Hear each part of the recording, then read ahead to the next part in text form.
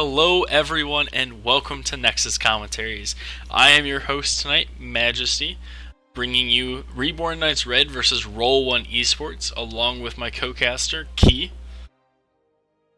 Want to say hi, Key? Hey, hi everyone. How's everyone doing tonight? So what do you know about these two teams, Key? I played against Reborn Knight last season when I was in Division B West. So I know a little bit about them. roll1, I never played against them, but I know that they are around for a while. So it's interesting to see how these two teams square off, because I know they have been pretty consistent in terms of their roster. So they must have a lot of synergy going on. Yeah, I actually run into the Roll1 Esports captain a lot in unranked draft, and then we always message each other. We haven't been on the same team, but we always end up facing each other, and it's always a good time.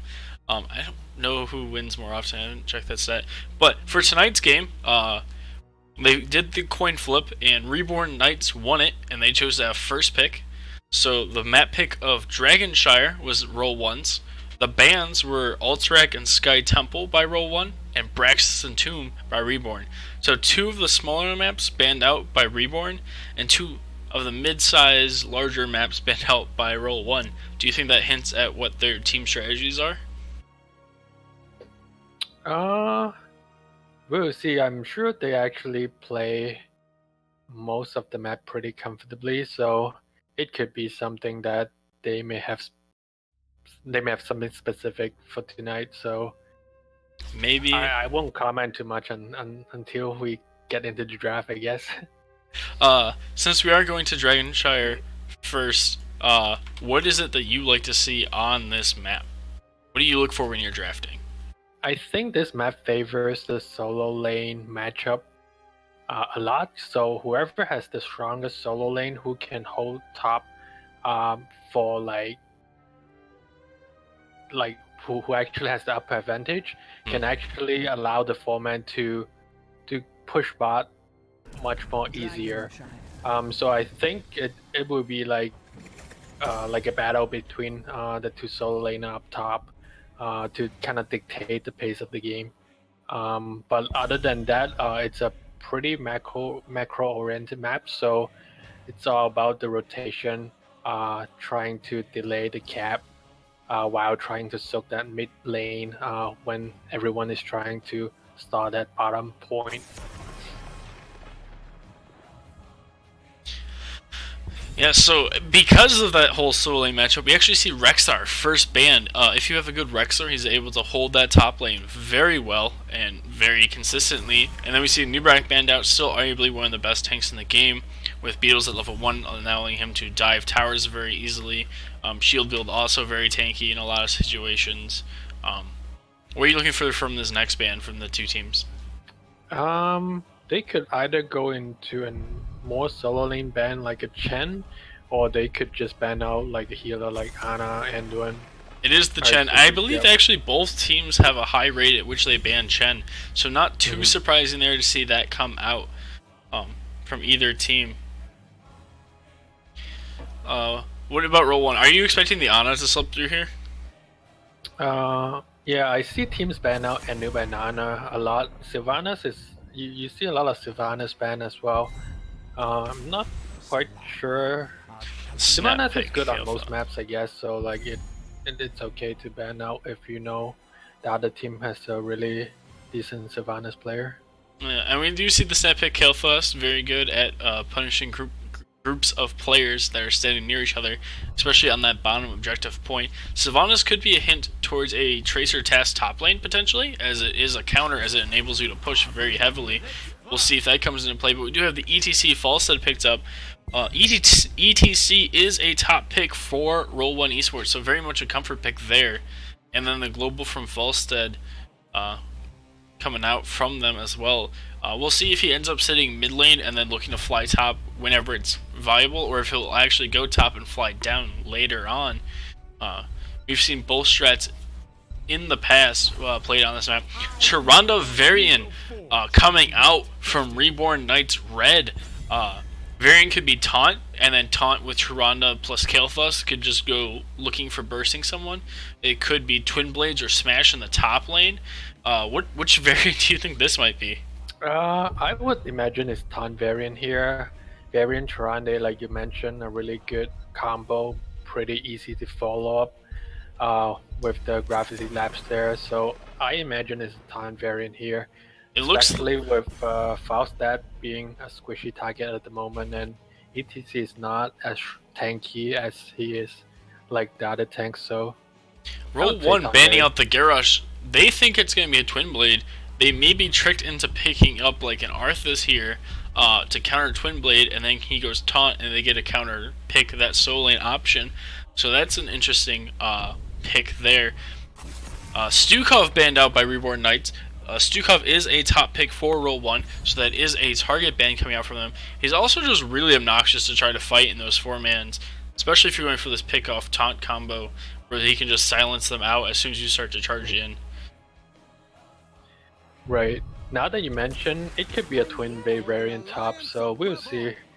roll1 holding the solo lane pick to be able to see the whole picture before they take their solo lane. And unless that false set is the solo lane, it could also be a solo lane ETC. They have actually quite a few heroes they can flex up there, while Anduin and Jaina are picked up for them. Valla coming out, another very strong pick, and Diablo. So it does look like this variant's going top, which does most of the time mean Twin Blade, though every now and then you see a Smash come out instead for the solo lane. How do you feel about this Reborn Knights red draft? I actually like it a lot. They have a lot of damage, a good setup with Diablo Tyrande combo. So yeah, no, I think they have more damage than roll1 in general, but roll1 has double macro, so double global, so they should have the upper hand on the macro game rotation. Could be triple global with the stage dive option, as the other team does have an interrupt on every single character besides Varian, unless he goes taunt. Pull out of that. So let's go ahead and introduce the teams here.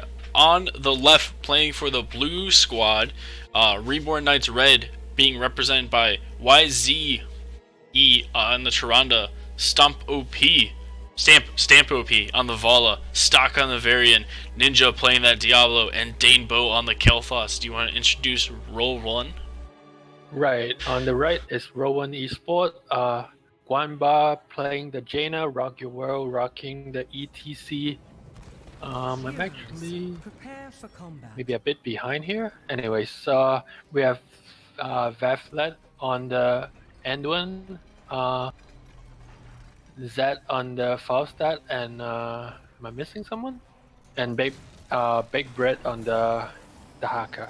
I just like doing it on the loading screen. I think it's easier, so that way you're not trying to chase people around. Okay. And it lets us talk about talents a little bit sooner, or the fact that Varian looks like he might just be going straight top lane here. We have yet to see Varian's level 1, which will kind of give us a hint towards where he's going.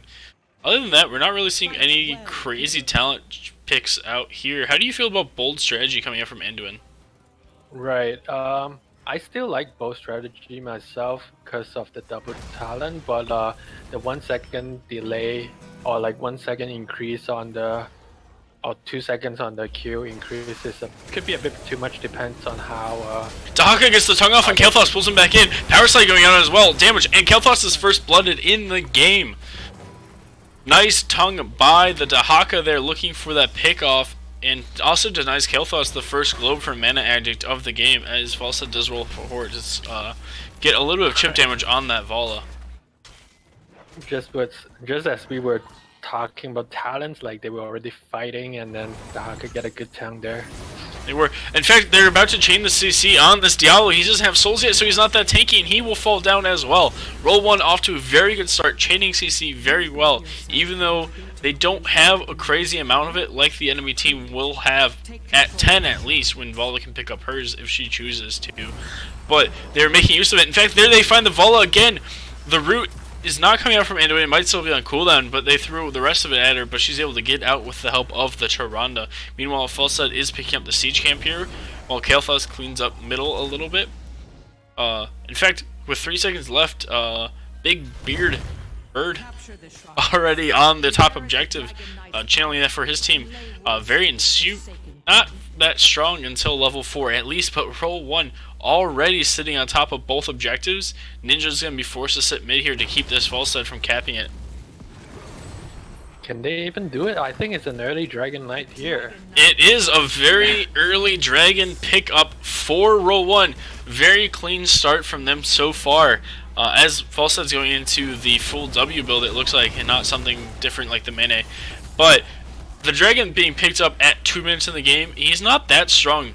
I mean, yeah, he's 8,000 health, but still, it's not this early into the game. You usually don't get him this early.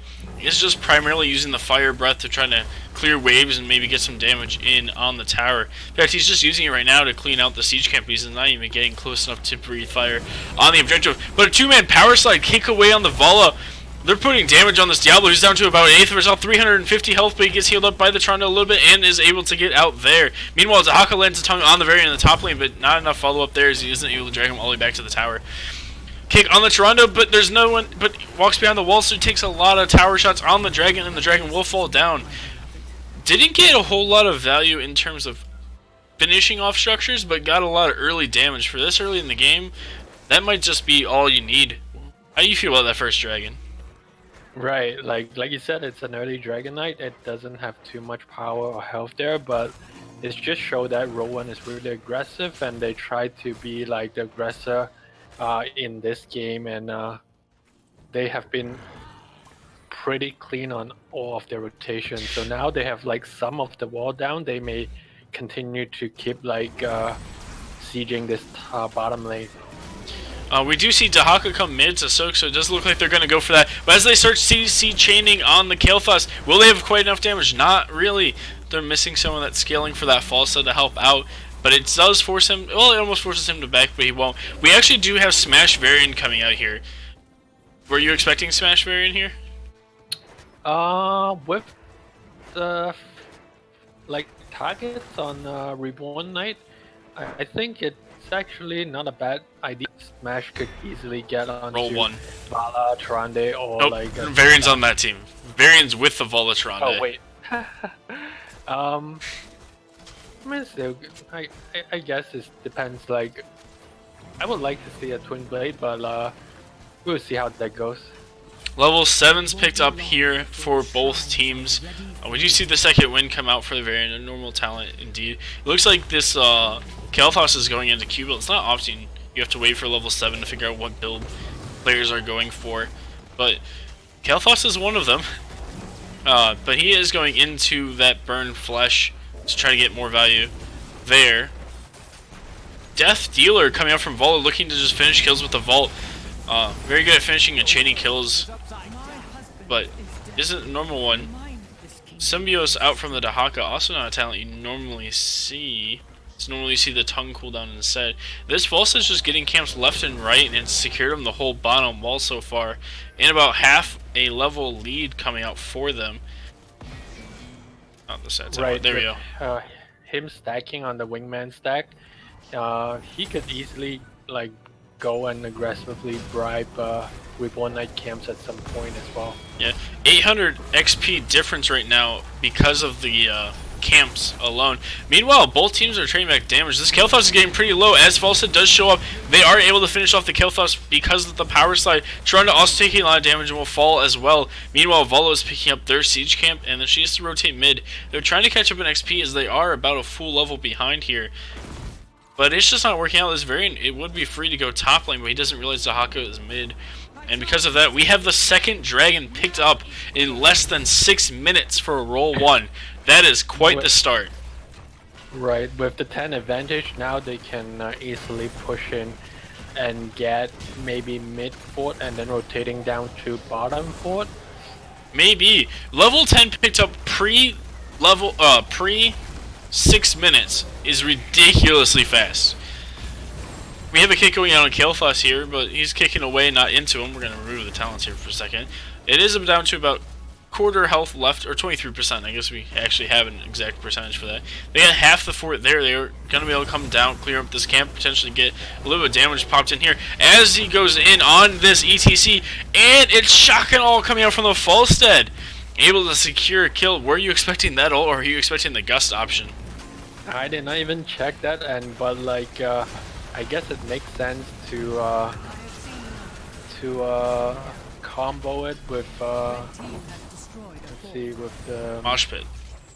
mosh pit there. Yeah. Dahaka missing a tongue on a Diablo standing still there. I keep expecting the mosh pits to just like get ripped out after he power slides 2 targets, but he hasn't let it go just yet. Right. Both teams picked up level 10 pretty early on, time-wise. Another interesting choice is the Shadow Stock coming out from the Tyrande. How do you feel about that ult right now? I actually like Starfall a lot personally, but I've talked to different people, and then some people actually like the healing ult. I don't know. Depends on what kind of comps you like to run. Do you have teams going back and forth? In fact, we even see the Phoenix come out here as Vol is just right-clicking this ETC. We do have Varian hiding in the bush off to the side here, but as the mid fort falls, roll1's able to just back out. Personally, I like Starfall as well because I think Starfall plus the passive gets you enough queuing, healing, that you can focus it onto the targets you need it on and heal them potentially for more than Shadow Stock can. As these teams continue to rotate around, they're doing a good job on both teams getting XP here. Very impressed with that. ETC power sliding out the Vol, dubbing her back into the ending route, and she will fall there to the team. Stepped up a little far without having that fort behind her or her team there. Right, ETC is just getting all this aggressive power slide onto basically any targets he wants at the moment, so Reborn needs to be a bit more careful in terms of their rotation on where they are positioning. Dragon coming back up again in 2 seconds. 2 camps in the bottom lane for roll1. Meanwhile, Big Beard, I will figure out a way how I want to pronounce your name by the end of the series. I'm sorry.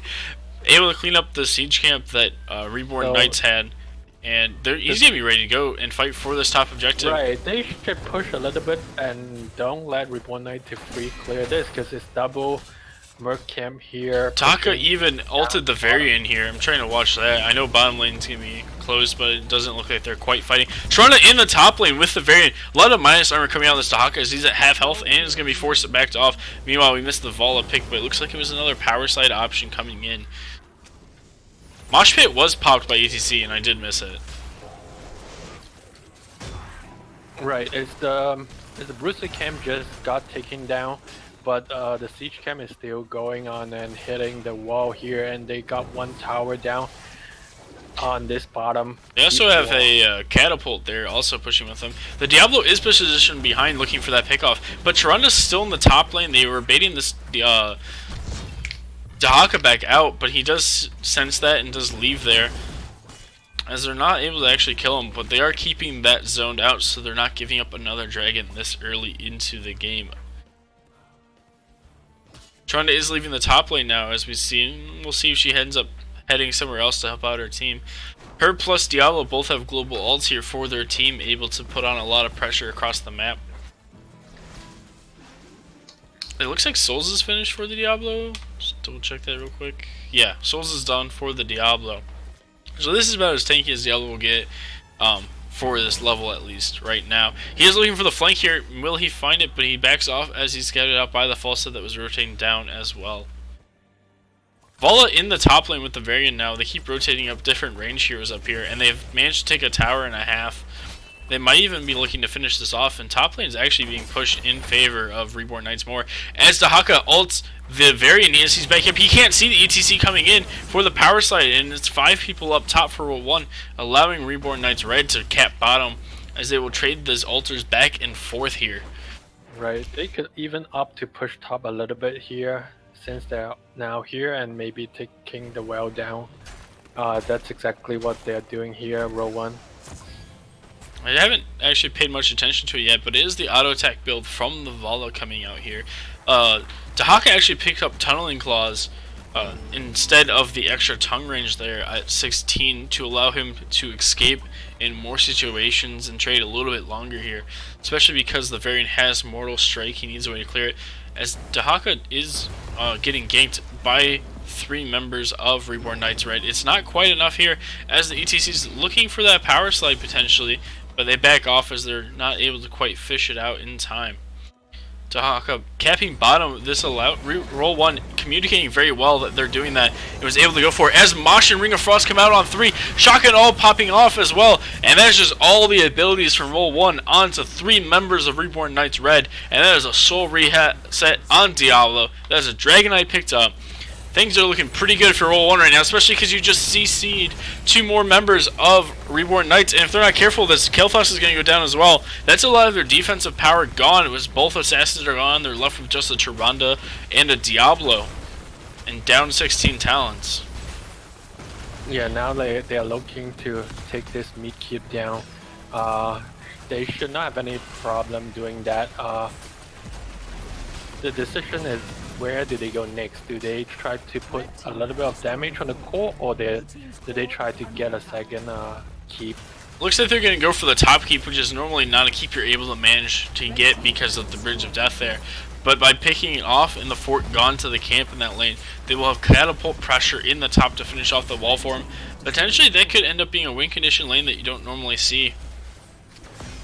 Right, they still have 20 seconds on this Dragon Knight, half health. They decided to back off. Yes, 10 seconds left on the Dragon and 40% health, so we'll probably see a timeout.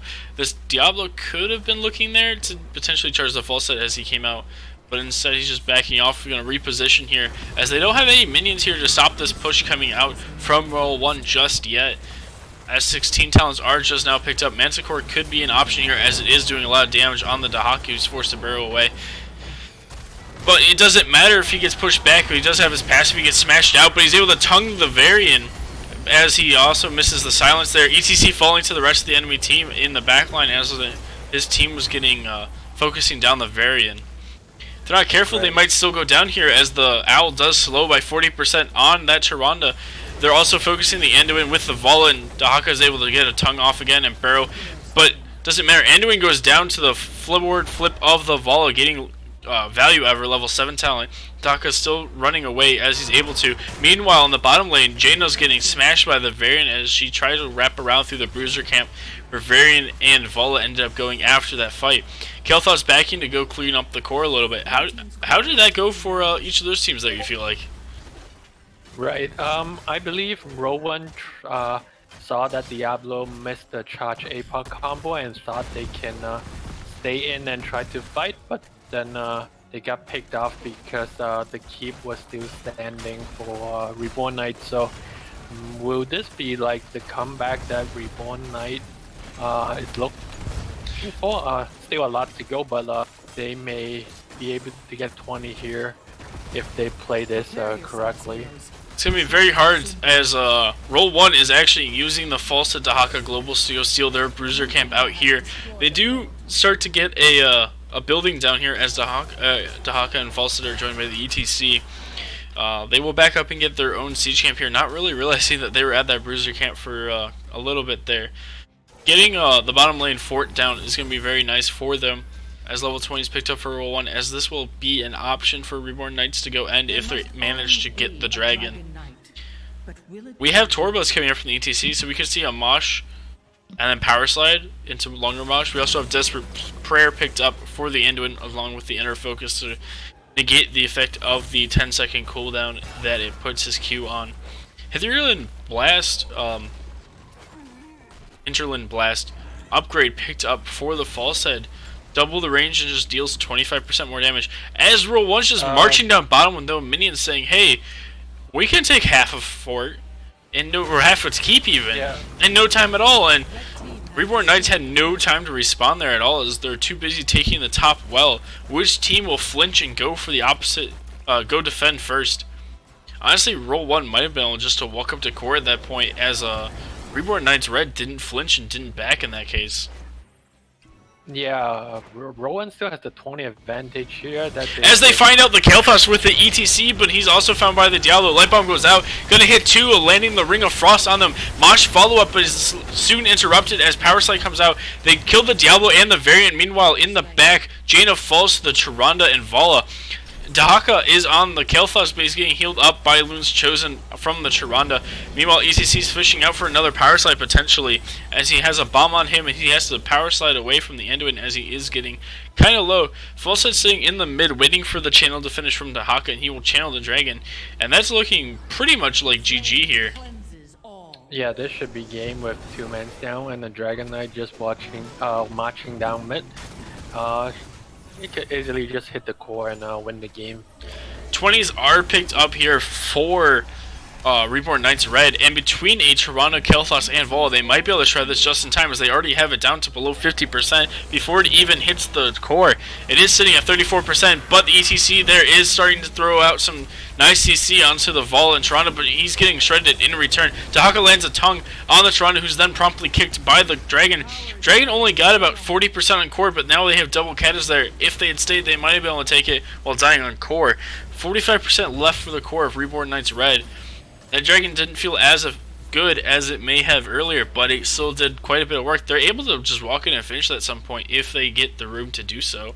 As they go for the siege camp, it looks like with the bribe stacks, well, 1 bribe stack, giving him more damage on the false set W. Varian hasn't even finished High King's Quest yet, as they're still short 1 kill on that team. Reborn Knight now needs to basically keep the lanes pushed out, and they have to keep rotating and stop those catapults. So roll1 looks like they're going to try to bait out the siege camp here. It's going to be another case of first to flinch, as roll1 is actually just going to go scout that bush out. First, the APOC hitting 2, but it doesn't matter as ETC falls. Ring of Frost hitting no one, but now Dahaka's in the backline, misses the tongue out, and he may fall here if he's not careful as the level 20 Ring of Frost lands on the Tyrande. Camp falls in the middle of all this, but anyone's able to return and pull out the Dahaka and root the Vala, and they're going to get out with just missing the ETC. That could have been a sick deathmatch, but that's not the talent he took here, as it only gets value if you die, and I think that's his first death if I'm not mistaken. Yeah, he just Second walked death. into the bush. Yeah, he just walked into the bush of basically the whole Reborn Knight team there. Yeah, what do you think would have been a better way to scout it as they're starting to zone out in the bottom here? The Jaina Ring of Blizzard doing quite a bit of work there, but the Varian gets dragged in by the Dahaka, who now has Light Bomb on him, lands on just Varian as he goes in, and they're still committing to this Dahaka, who's able to burrow around a little bit as Diablo starts CCing the Jaina, who's now getting super low as she's left behind by her team, and that falls in that case. As well as the Dahaka does fall to this Vala. She's putting in a lot of work. Vala scales very well into the late game, misses her Q there, but it might not matter. She's putting in a lot of work still. 400 health, and she falls to the Tyrande stun as that quest is completed, and that does an extra 100% damage. I think they should push this bottom keep first before they take the Dragon Knight.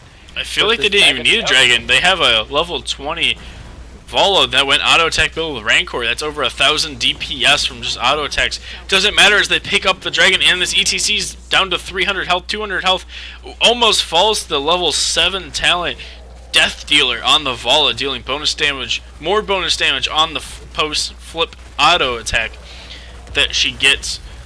This whole building is going to fall before the dragon shows up. Vala keeps flipping forward as to get more damage on the core as soon as it's available. They have hit this ECC in like a second, not even, as he's now forced to go back in. He does have Mosh available, and maybe they can go for a Mosh. He goes for the Mosh power slide, but it doesn't matter as they don't land it on the dragon, and that is game 1 going over to Reborn Knights Red. What did we just see there? We just saw a comeback, my friend. Reborn Knights Red, waiting for level 20s, waiting for this Vala to hard scale. Vala put in a ton of work there, 71,000 hero damage, 30k above the next highest hero. If I had to pick an MVP for that match, it's going to the Vala here. Yeah, I totally agree. I did not like how they rotated and tried to get 20, and allow roll1 to get that Dragon Knight, but they somehow defended the core, and that one mistake that ETC made basically cost them the game, in my opinion, and the stagger death afterwards in the bottom bruiser camp there. Very much so. ETC put in 41,000 healing, only 1,000 behind the Anduin, and only 4,000 behind Tarandu at top healing for that game. That is a lot of healing to have coming out from your tank, and it still wasn't quite enough. It would be interesting to see how roll1 come back from such a like pretty much devastating loss, in my opinion, where they basically dominated the whole game. Yeah, I mean, it comes down to level 20. You had one fight, you lost it. Very much in control. Maybe look for a little bit more early game from them. Maybe go to a map that has a little bit more strength on the early game objectives. Maybe something like Cursed Hollow. Braxis was banned out. Sky Temple was banned out. Tomb was banned out. Alterac was banned out. So, Cursed Hollow. I'm trying to think what other maps have really strong early game objectives.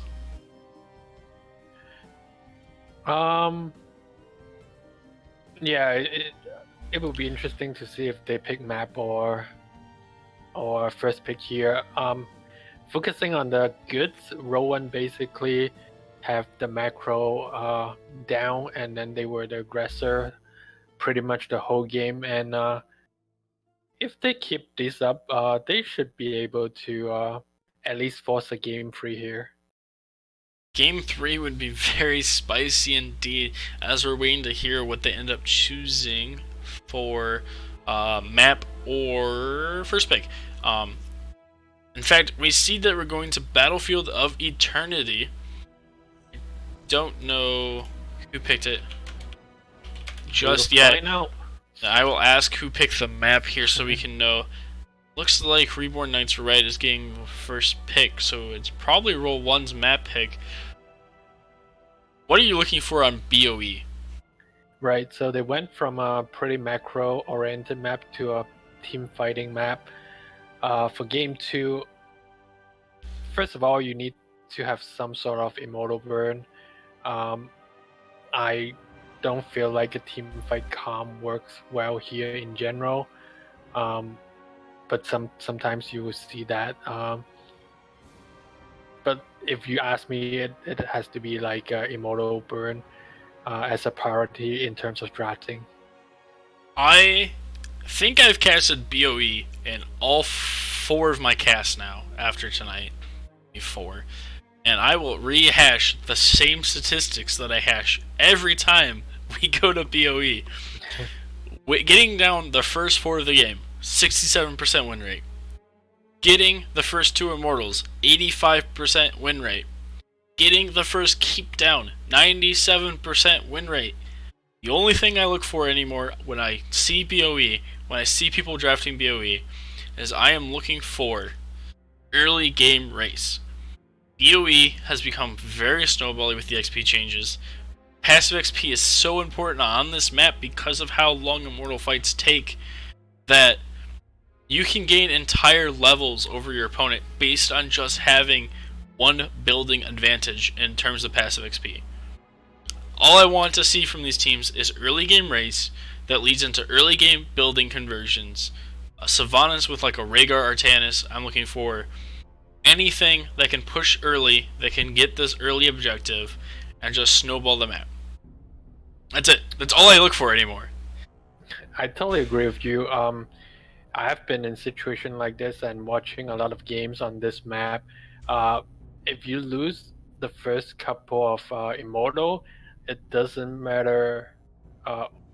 It doesn't matter like you win the other team fights later on in the game, because you need the Immortal to push with you if you want to secure any structure. So like it's really like early game focus on the Immortal burn, like you said. The only thing that generally pushes buildings before, well, not necessarily before, but during the game, besides Immortals, is usually the Bruiser camp. A well-timed Bruiser camp will take you early walls, early forts. The last time we saw this map, we actually saw it take a keep. Like, it's very important to get buildings on this map for the passive XP. We will re-hashtag that over and over. But to get these camps out at good timings is very important as well. Getting that first bottom lane siege camp usually helps out, securing a little bit of an early level lead, maybe a little extra scaling to help in that first race. Do you think that siege camp comes into much play there, as you normally see it come out when shortly after first blood? I would think so. The bottom siege camp is usually one that you can take if you have some sort of advantage, or like you kind of force the other team to kind of back up and maybe healed up. So that's when you take that camp. So whoever gets that camp could help a little bit in terms of pushing down some structure early on. But yeah, like, let's see, what heroes are you looking for on this map? I look for Hanzo, I look for Tronda, I look for Li Ming. Usually I start with those three. If I can get one of those three, or two of those three especially, it becomes super strong. Li Ming, good for race, good for fighting around the Immortals, as she has the blink to dodge the stuns a little bit. She gets resets if you get a kill. She's got good poke, she can finish off the Immortal. She's able to race the Immortal well if you go into the Q build, but even Calamity build is able to teamfight very well. Hanzo is still, statistically speaking, the best racer, individual racer in the game. He can solo kill the Immortal in 55 seconds with full W, and 50 seconds with Redemption, and then go into W. So that's his solo race, and that's not including things like the Tronda passive. Sometimes you see a variant come out, and then you'll either see Twin Blades or you'll see Smash, as the teams are ready to go. So we're going to hop into the draft. He counted down, and then there was the delay. But there we go. There's the draft coming up right now. And then I'm excited to see. So we have first pick going over to Reborn Knights again. So they will also get that first ban. What are you looking for this ban? Yeah, I would ban the ETC if I were them. It's just, it's a comfort pick. And there it is! You called it! Right. ETC first ban of the game. Highest win rate tank in the game according to Blizzard, like 2 patches ago.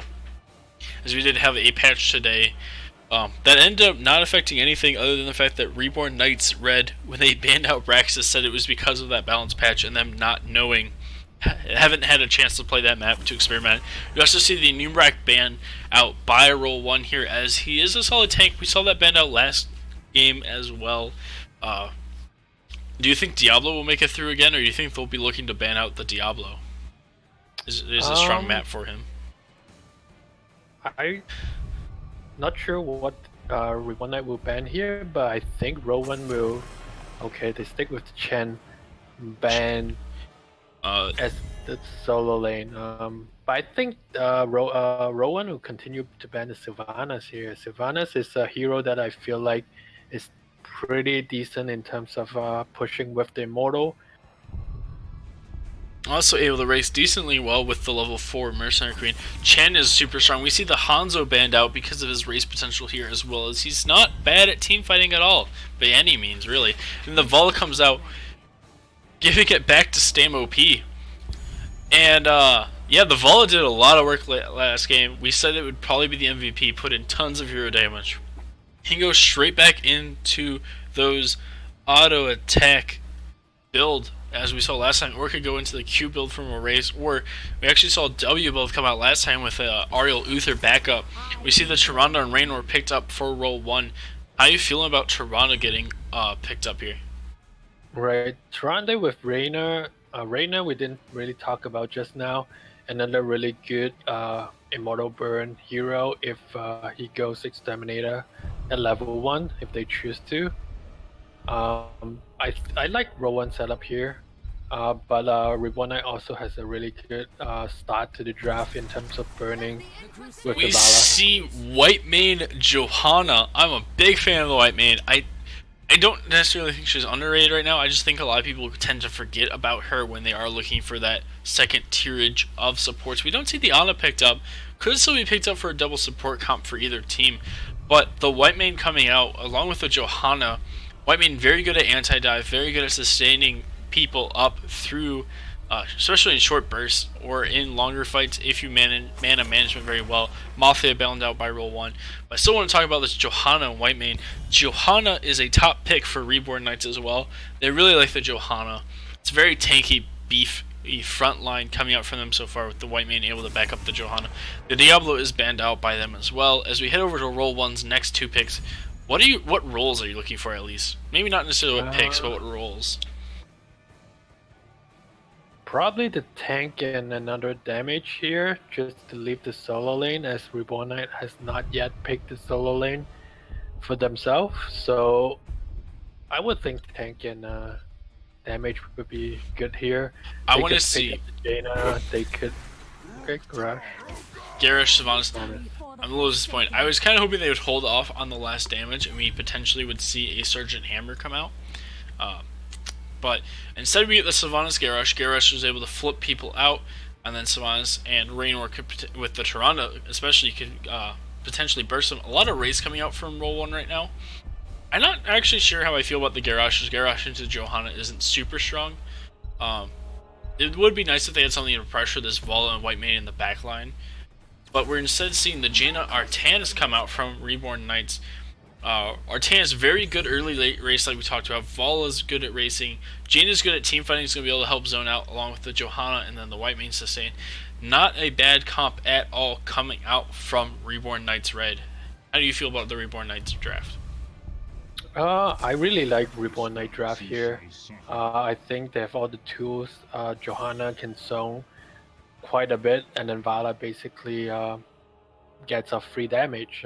And roll1 doesn't really have any tool to get to the back line, in my opinion. So they will just be relying on Raynor and Sylvanas poke to get Reborn Knight low enough so that they can get to them.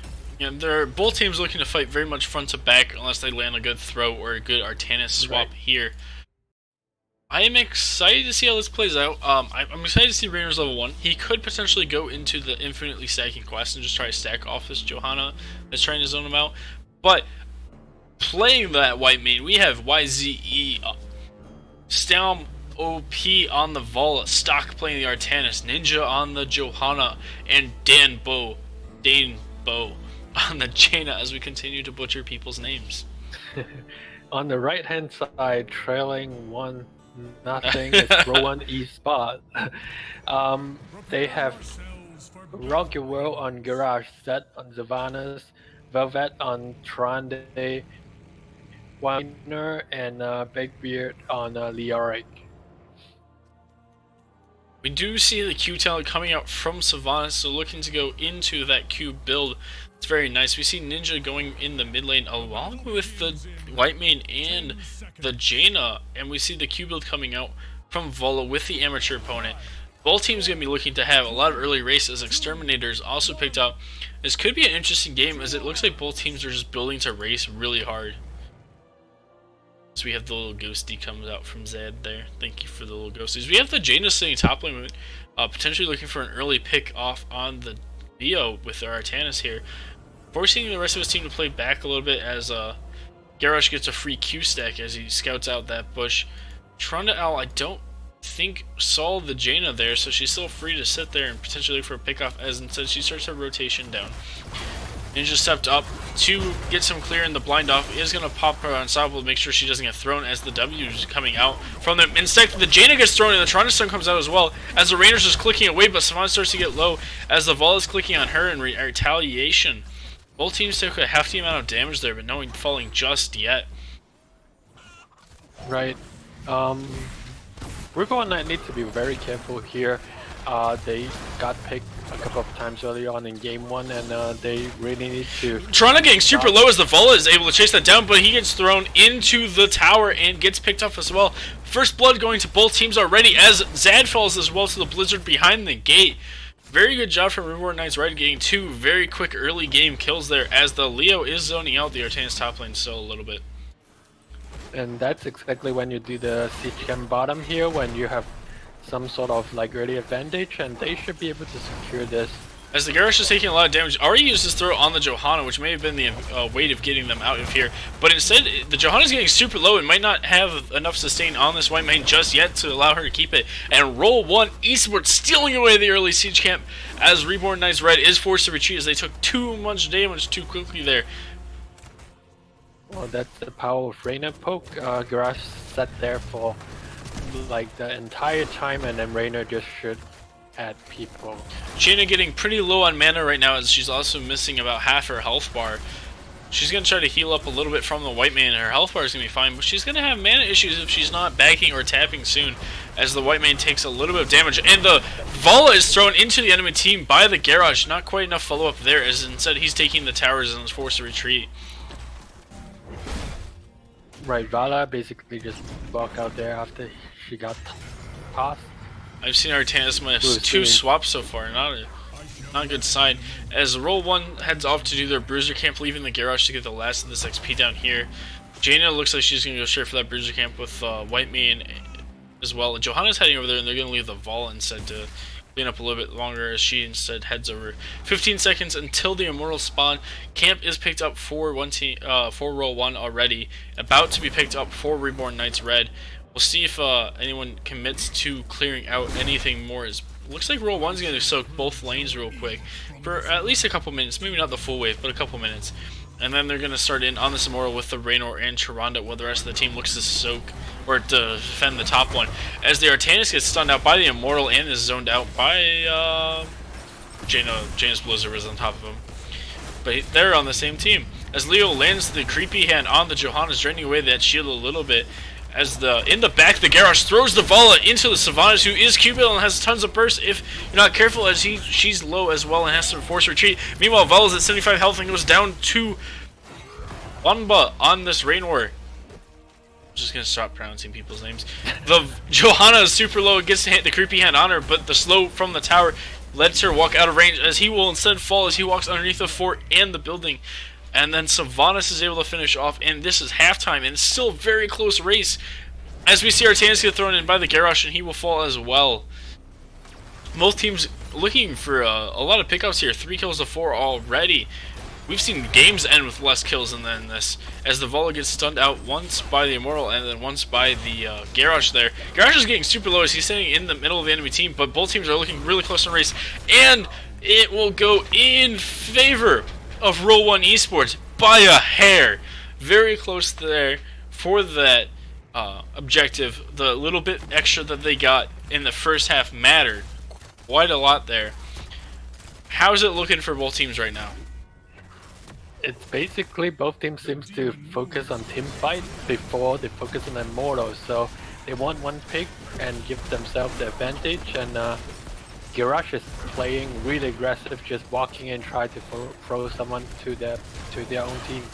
Meanwhile, Vala got minus armored by the Tron and took a lot of damage from the Raynor, as Johanna's getting super low as well. And now they're back to hitting this Vala in the back line. If they're not careful, the Immortal does go down, but they do have minions here. Maybe they're looking to get out a little bit more as they back off instead. Fuel the Rush picked up by the Raynor instead of the normal larger AoE on his auto with the slow, though he didn't pick up Ace in the whole level 1, so who knows, as they do take the bottom siege camp. Meanwhile, 4 members of Reborn Knights are going to be sitting in this top lane, as they're going to go for that camp instead. This could give an option for roll1 to push with the Sylvanas and this camp and shred the rest of this tower, which would be a nice advantage for them going into the second objective, as Leo needs to be careful here. If he doesn't have Wraithwalk, he might go down. He does have the Wraithwalk, so he's going to get out of that just fine. But of course, the Sylvanas passive with this camp, and Merc Queen, because she does take that up for the extra race there at level 4, and they're able to secure that first bruiser. Right, they open up almost a full level lead here, and they rotate everyone top and try to siege this, at least clear the camp. We'll see if they choose to push in this top fort here. They won't have the Sylvanas passive, but it won't matter as Garrosh lands the throw on Vala, and then the Qs come out from Sylvanas, and they're able to finish that kill off. that feels really bad, as it does now announce the Immortal, and they're going to be, well, it will be back up in time for it, but it will be take time to reposition for that. Looking pretty solid for roll1. Again, we know the last game that they messed up in the late game. We'll see if they can avoid making that mistake again, as they try to force a Game 3 scenario. We actually see that Jaina ended up disconnecting here, so we're going to pull out of the game until that comes back. They're trying to figure out what's going on right now. Which team do you think has a chance to win the second Immortal? Looking so far for the first 10 level, I would give the advantage to roll1. They dominated game 1. Like you said, just a little bit of hiccup late game.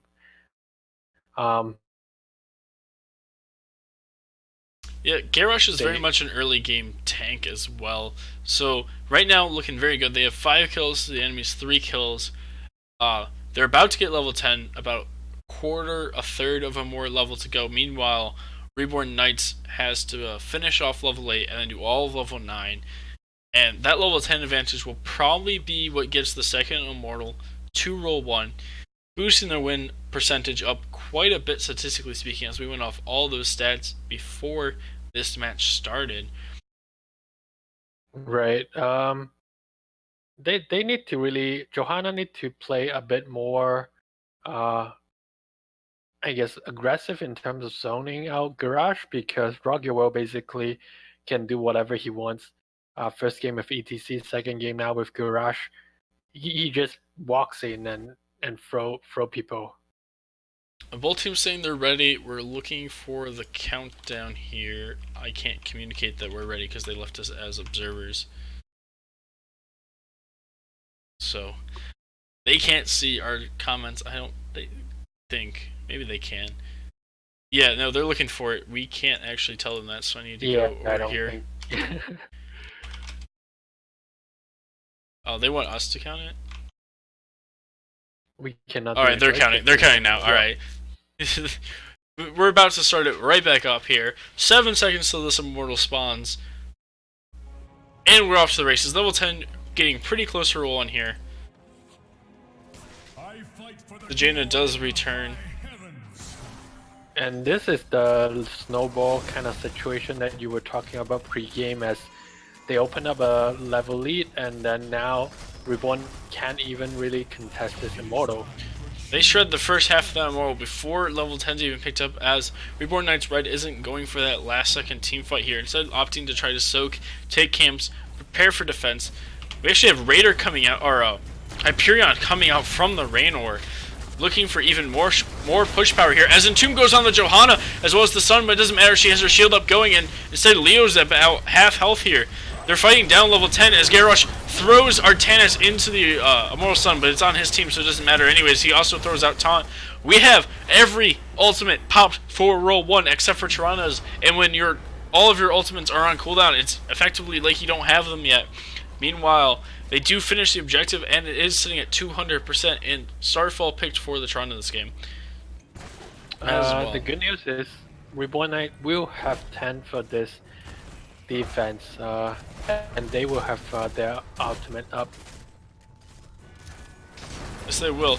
Entomb's up in 5 seconds, but Leo's in the bottom lane. But they have the Sylvanas on roll1, and this tower is going down super fast to the auto attack power of the Raynor, combined with this Sylvanas passive and the Immortal sitting behind it.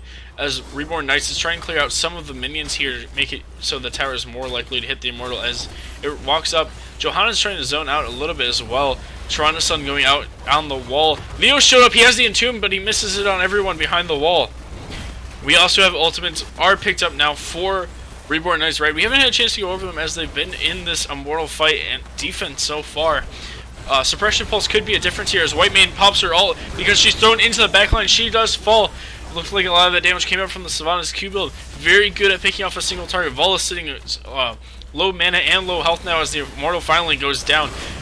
Keep wall gone, a lot of keep health. As the Ring of Frost goes out and does land on the Garrosh, who's already underneath the Blizzard. Artanis goes in with the W, but isn't quite enough damage as Wailing Arrow comes in to stop them from doing any more. Johanna has to pop the Unstoppable, but that shield was shredded down pretty fast. Artanis doesn't have swap available. That was quite solid defense from them. They did lose the fort, but you expect to lose a fort to the second immortal. They only lost the wall, only a little bit of health on the keep, and that had full shielding on it. Not too bad on the defense as the camp top lane being picked up by roll1. Then looks like Sylvanas will back for mana. She doesn't want to be at half mana, she wants to be at full mana.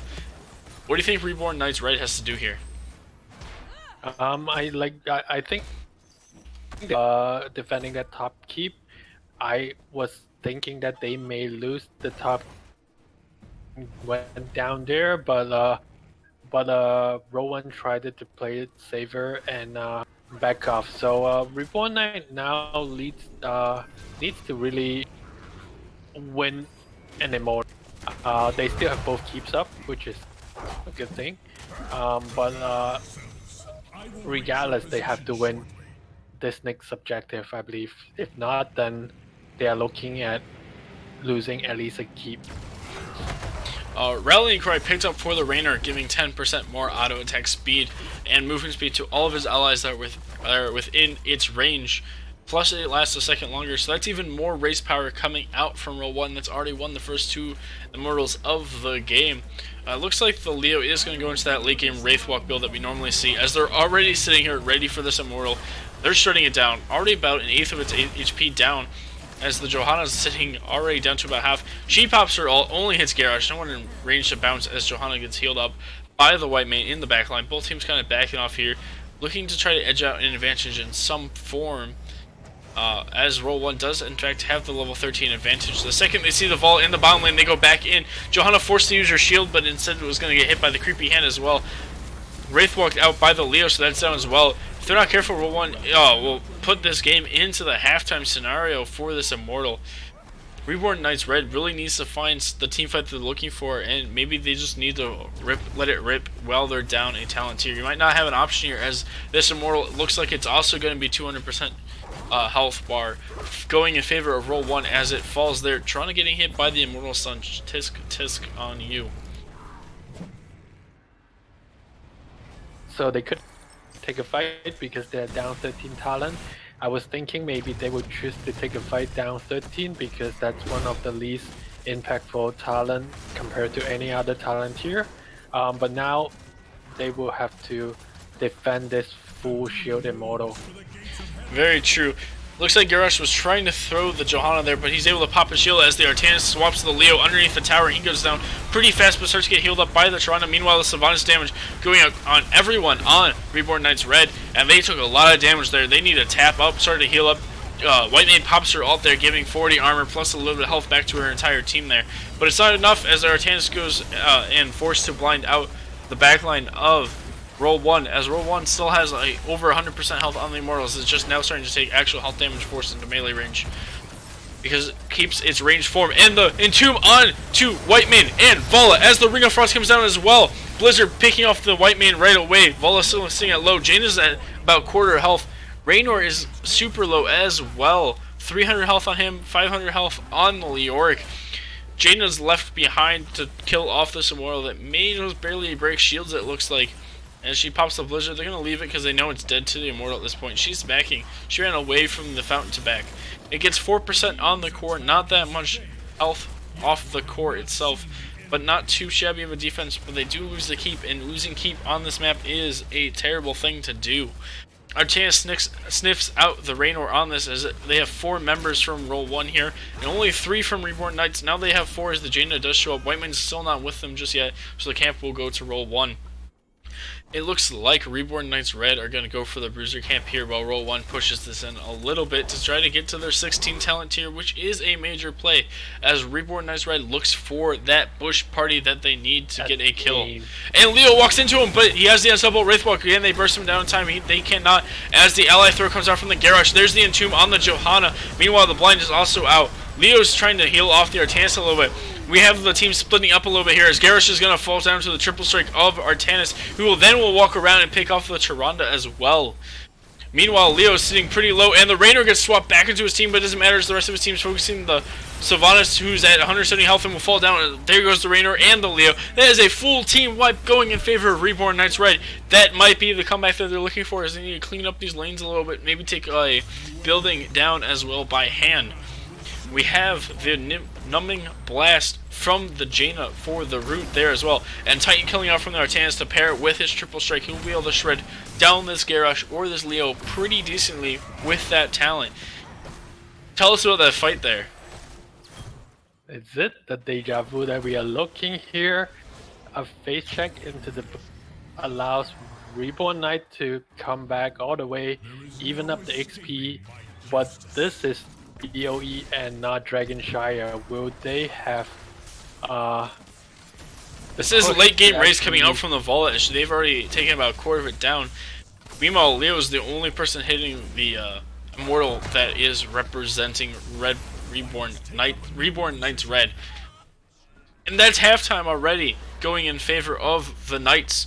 Roll1 has the Leo position here, might be able to pop the Entomb on the Vola. He does, in fact, able to let it rip. Misses the Entomb, but sandwiches her into the wall as Garrosh throws the Johanna on top of her for a little bit of damage to the Sylvanas Q-Build. Coming into play very handsomely here. Ring of Frost coming out as well onto this white Sylvanas, and Sylvanas will go down. We have Artanis in the back hitting this Tyrande, but is also getting right-clicked down. Meanwhile, Leo is chasing the Jaina a little bit. Artanis does fall to the power of Tyrande, Rain, or Garrosh, and Leo is forced to back off from the rest of them. This Immortal may still go in favor of Roll1 if they won't respawn in time, it looks like. So in fact, it will go into the favor of Roll1 unless something crazy happens, but it doesn't look like it. We have 7,000 health left on this Immortal as Garrosh lets himself get stunned by it. And that is another Immortal in favor of Roll1. Reborn looks so... Reborn Knights Red looks so good in that team fight where they were able to pick up the Leo, but the Vala stepping up too much and gets sandwiched into the wall by the Entomb there. This Immortal is going top as it is the least pushed lane. Sometimes we'll see teams go into the bottom lane instead to push opposite of the Immortal to force you into a defend your core from us or defend your keep from the Immortal as the Vola steps up again and gets entombed and then stunned by the Tyrande as she's trying to get out. Artanis stunned, blind coming out as well. She's standing where the Immortal was about to stun. Meanwhile, Sylvanas is in the backline doing damage to the Jaina there. No pickoffs either way, but if you're not careful, you might go down anyways. This game is super close as the Johanna gets stunned by the Immortal there. Ring of Frost goes out, lands on the Leo, but he's already entombing away. Meanwhile, Jaina gets thrown in and forced to ice block as she tries to root the Garrosh, who also has this unstoppable. Sylvanas popping her ult and is able to shred the Vala during it. And she's not able to flip out of the Q range. About 50% left on the Immortal as they kill off the Artanis and the Johanna down to 180 health, has to go back into the fountain as Hyperion comes out and their Call of GG, and that is game 2 going over to Roll1 Esports. We are going into a game 3 scenario here. A lot happening there. I don't know how you basically keep up with what's happening in those team fights. I thought Reborn Knight actually had an opening, but Roll1 Esports stay calm, pick off a target or two, and allows the Immortal to keep walking through the keep onto the core. And we are going into game 3. Yes, Roll1, I feel like needs to ban out this Vala though. Vala top hero damage again. She did overstep a couple times at the end, and then, sorry, I was reading chat, but chat's 2 minutes behind. We see the Vala getting picked off a couple times at the end, but this Vala seems to be their ride or die material so far. Game 1, probably winning that game for them. Game 2, almost winning a couple times for them. Coming out, it's been impressive. I want to see the Vala ban. I think Roll1 would be very wise, to ban that out. Leo topping tank stats, siege stat, and XP stat. How do you feel about that?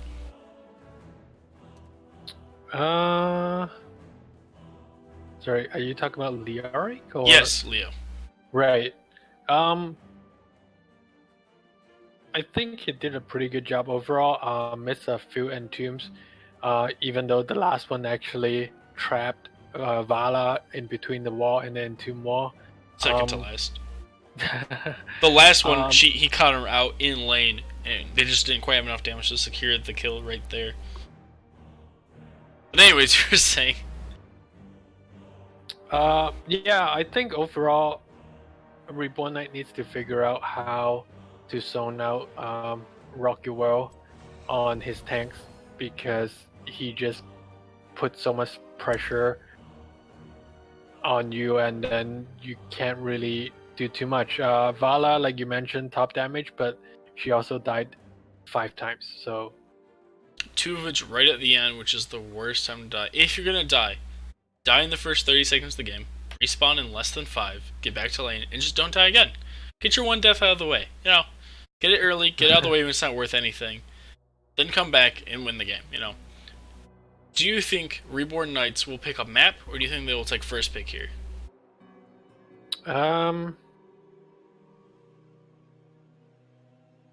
yeah. I don't feel like they play bad overall. It's just they stepped up a bit too much and allow Garrosh and the ETC to kind of get to them. I can see them picking Towers of Doom here. They're very good in the late game, especially if they keep getting this Vola that's been doing pretty well, especially damage-wise. Taking Towers of Doom, going into this late game scenario, just try not to get snowballed out too hard, cap a couple objectives in the early game, come into the late game, square up, and just win the game. Roll1, if they end up with map pick, I'm looking for another place where they can go and just win the early game. Right. Wait, no, that's not what we wanted. I see what you're saying. I don't know if Reborn Knight can keep up with roll1's macro. It seems like roll1 push the advantage a lot, picking off an early target or 2 and just pressure the macro over the place. Alright, so we are going to Infernal Shrines. I'm not sure who picked it. Alright, Red Knights Reborn picked Infernal Shrines. Infernal Shrines, if I remember correctly, see if I can pull this out from when I looked at it like 4 hours ago. I believe Reborn Knights Red has played the map 4 times and have yet to lose on it.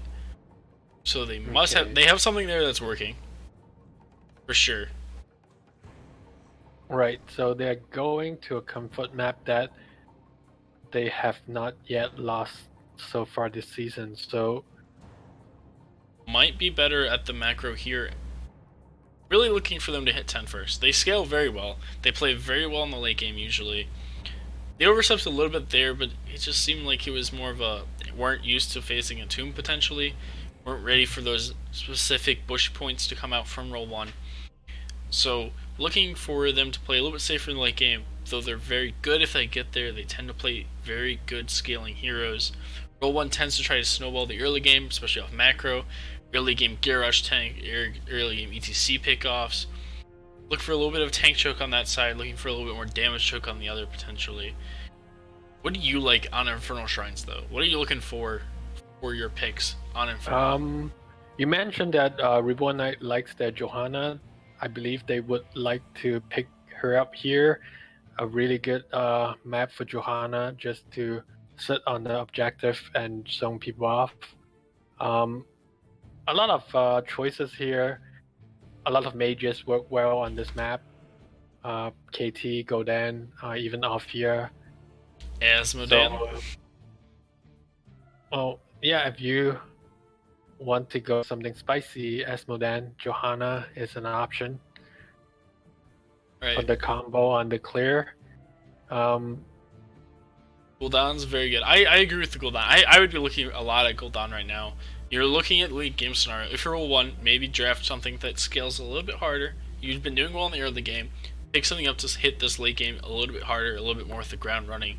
Kind of carry that momentum a little bit farther, kind of finish that off maybe. The Gul'dan could fill that role for them. Or Lunara. Lunara would be fun too. I wouldn't be opposed to Lunara. Or a Sergeant Hammer. For Red Knights Reborn, I'm looking for a little bit early game here. Maybe a Johanna Cassia Stukov combo. Those 3 can still ball the early game pretty hard on their own, and then you can still pick up your late game hero. You can still pick your offlaner as a counter pick there. So that's kind of where my head's at in terms of what I want to see picked. We've already kind of gone over bans a little bit. I would still say this Vola needs to go. I would not want to see Red Knights Reborn on this Vola a 3rd time. She's been putting in a lot of work. Right. On the other side, I think Reborn should.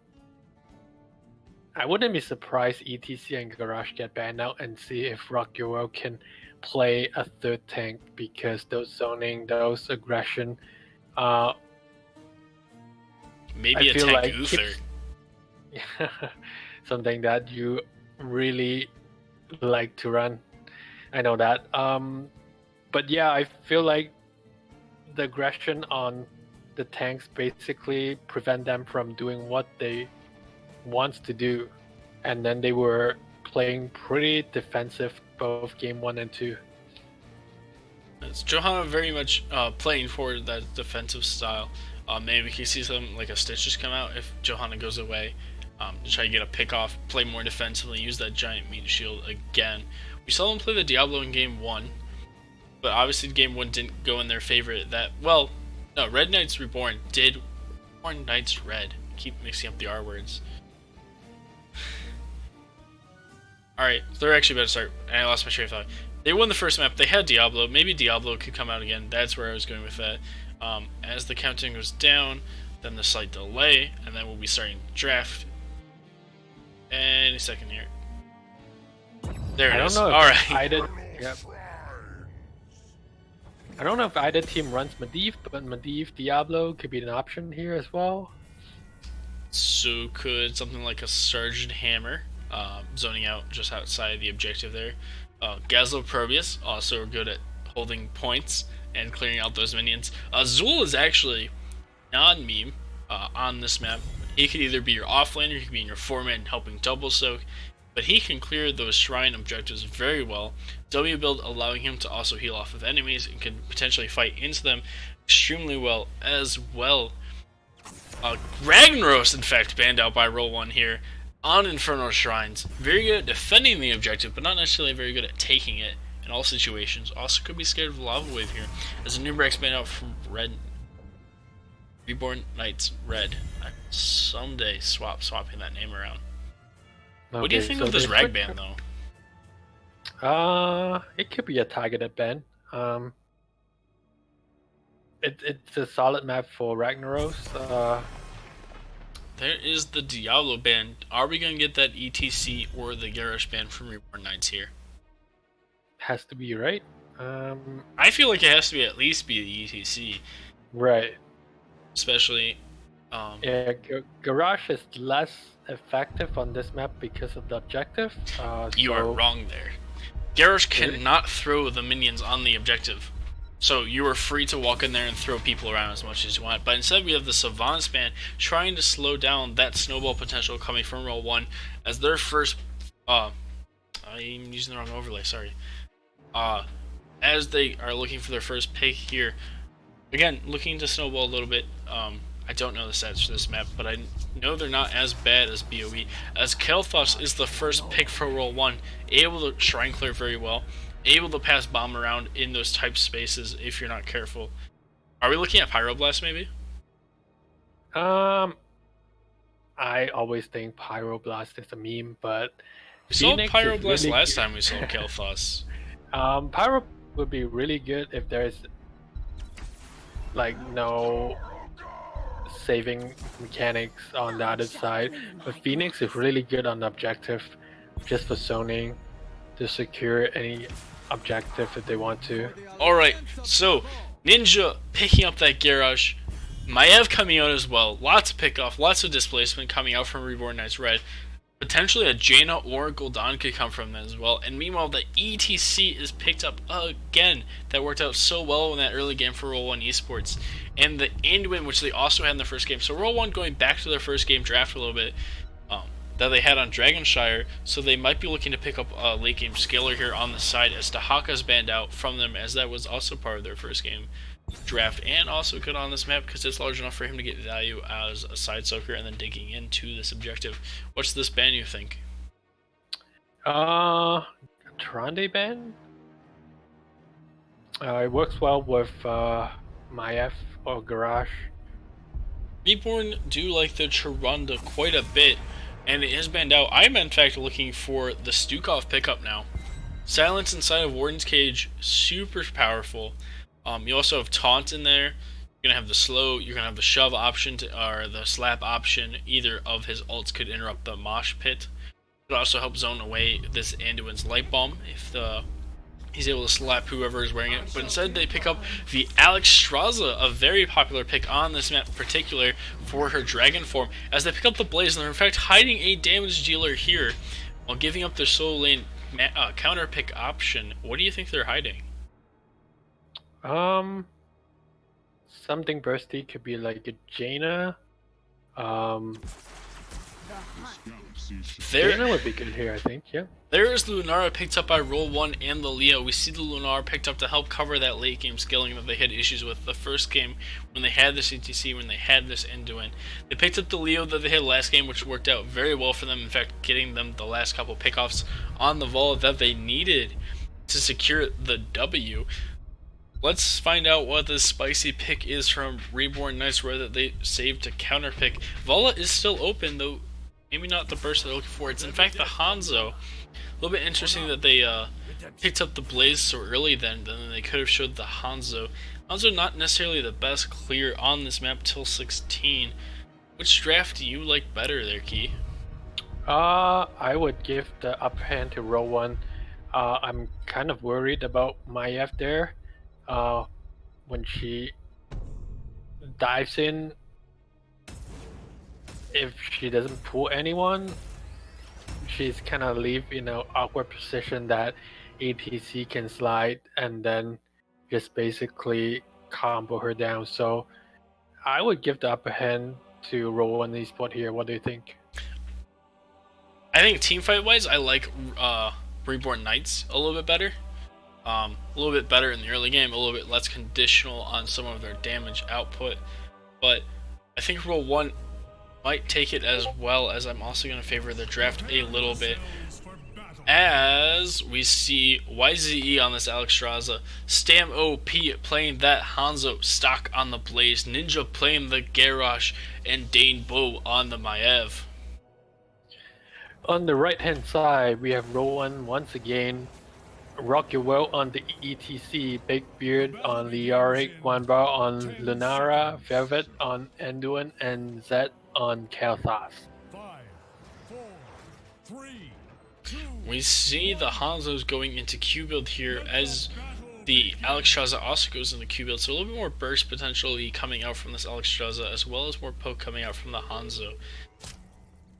Unrivaled strength coming out from the Garrosh. Do you think we'll see the level 1620 interaction for him to burst like 5k damage? Right, possible, yep. I actually tried that out in try mode. It's very hard to manage to get consistently. I don't think it's worth going for ever. As Blaze picks up the Globe talent, potentially getting some unstoppable there, maybe helping them get a way to interrupt the ETC mosh pit. As the Leo gets thrown, tries to walk out with Wraith Walk, but it gets tethered by the Maiev, and in fact will be first blooded. Reborn Knights picking up the first blood, and Hanzo already up to 1 stack on his Q as they land a nice Sonic arrow on top of his ETC's head there. Lunara in the bottom lane by herself right now, trying to keep vision with the Wisp. As everyone knows, Wisp walks into a bush and you may die. As the Kalthas is in the top lane with the Leo there, hitting this Blaze a little bit, though it looks like he will be okay. We could see the Garrosh and Maiev sitting off to the side here soon during this rotation to try to throw someone in, pick them off, but you do have the Wisp and Sonic Arrow providing quite a bit of vision for both teams here, as Garrosh is staying in their zone, but he is in vision of the Wisp that is giving vision of him. Now we're stuck seeing yeah, I like what Reborn Knight has been doing so far in this game. They basically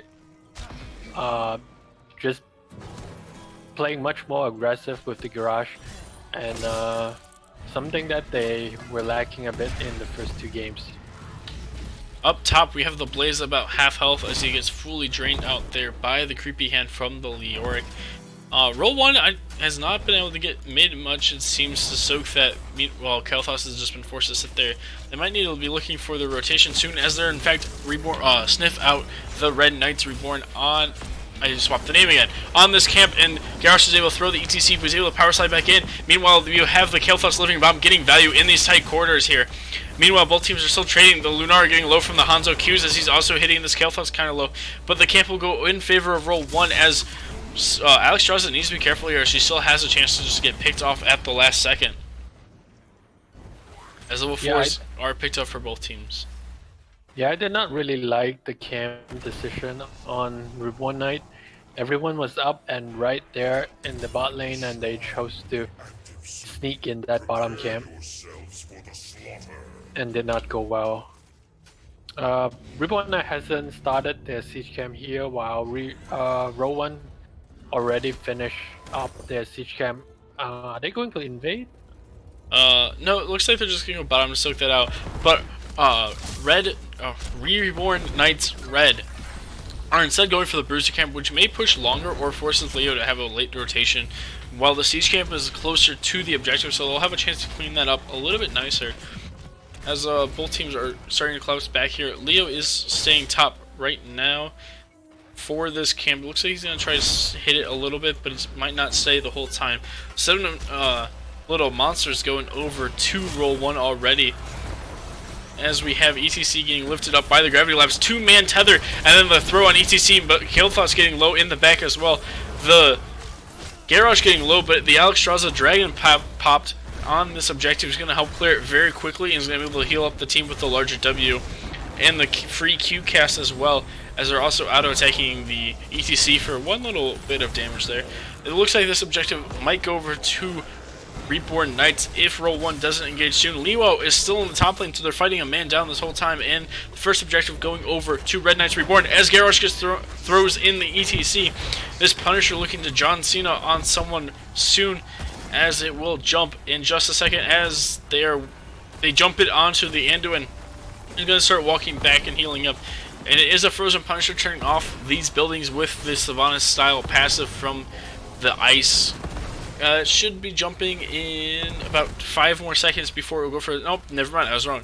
It jumped right then. Again, on the Anduin, who takes about half his health bar every time it jumps on him. It's going to be cleared here. They only get half a tower on the side of Red Knights Reborn.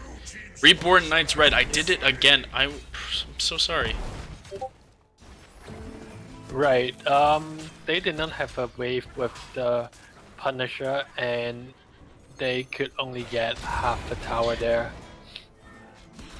ETC getting hit by the Garrosh Q, who then pops the Unstoppable to try to get in position to throw him, but he's able to power slide out in time there, as this Whip's Vision is getting a lot of work for their team on roll1, as the Hanzo needs to be careful here as he's about to get zoned out by both the Enderman and the ETC. He judges his passive already, so he's going to get power slid, and then he's going to get rooted by the Anduin, but he's okay as the ETC gets thrown into the tower range and is forced to back off here. Meanwhile, in the top lane, Leo's taken the whole wall already by escaping that first objective, and that's part of the reason why roll1's actually had in XP, even though they're down the first kill here.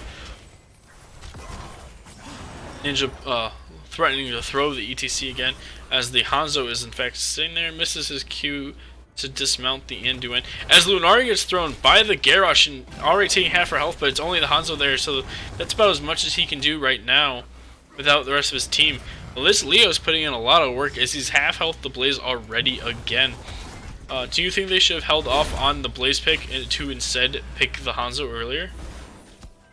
Yeah, looks like Leo actually have the upper hand here on this matchup, and it will just, the gap will be widened even further as the game goes on. So yeah, I think you already mentioned in the draft that they chose to hide the Hanzo pick instead of the Blaze, to allow roll1 to counter that solo lane match. Yes, Hanzo's still sitting up there. At level 4, the Hanzo did take the Q, so he does have a little more wave clear. As the power slide goes out on Maiev and Garrosh, and then the root on Maiev, putting her to a half health, but then Alexstrasza is able to come in and heal her up with her Q a little bit, as that is 20 globes going to Killthoughts, as he now has his shielding ability that he took at level 1, while this camp is pushing bottom lane a little bit. It's putting in quite a bit of work. It's about matched the Punisher damage already, on terms of the towers at least, as level 10s are picked up for roll1 here, and they get Leaping Strike here for the extra burst coming out from Lunara, as well as Entomb, Mosh Pit, Light Bulb, and Phoenix.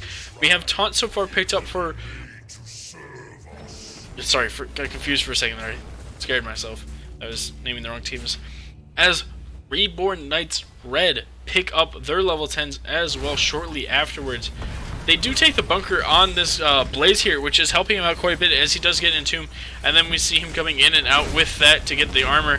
The Hanzo arrow stunning out 3 people. Maiev missing the Warden's cage as Blaze is super far out of position and gets jumped on by the Lunara again.